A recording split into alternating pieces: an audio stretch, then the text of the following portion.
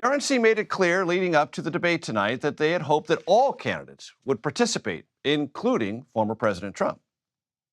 Well, I'm still holding out hope that President Trump will come. I think it's so important that the American people hear from all the candidates.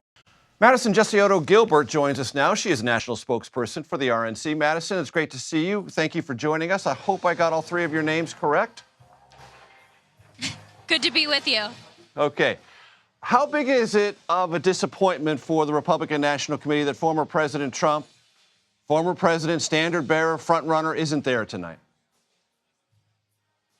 Listen, I've known the president for a very long time. We would have loved to have had him on that stage tonight, and we hope he will consider joining us for future debates. But the show must go on, and we are very excited, and I know our viewers and people here on the ground are very energetic to hear from the 8 candidates that will be on the stage. I mean, when you talk about who's going to be tuning in tonight, it's not just those Republican primary voters, but we're going to have independents and Democrats who simply feel our country's on the wrong track, but they don't know who they're going to be voting for next November. This is their chance to hear that Republican vision that stands in stark contrast to what we've seen and felt under Joe Biden and his failed leadership for 2.5 years.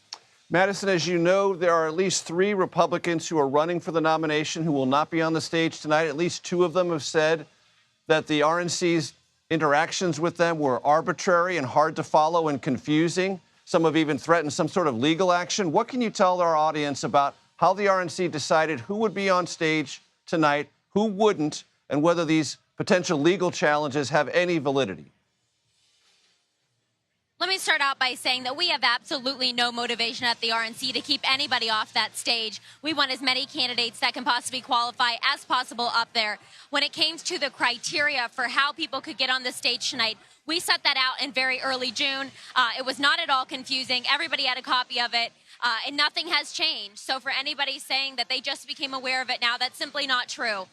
Our polling criteria, our fundraising criteria, and our candidate Beat Biden pledge has been in place since June. People had until 48 hours before tonight to qualify.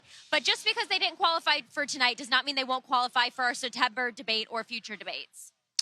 How would the RNC decide whether or not tonight's debate was a success? Is your principal metric for that, Madison, ratings on TV?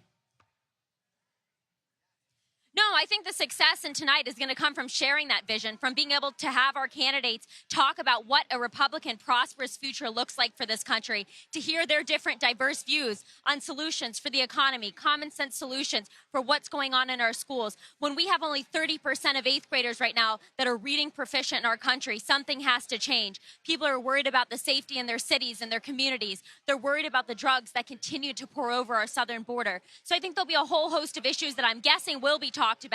Again, we have no editorial control over the questions, but I'm sure the candidates will bring up these issues that matter to the American people that we're hearing time and time again on the ground from voters across the country.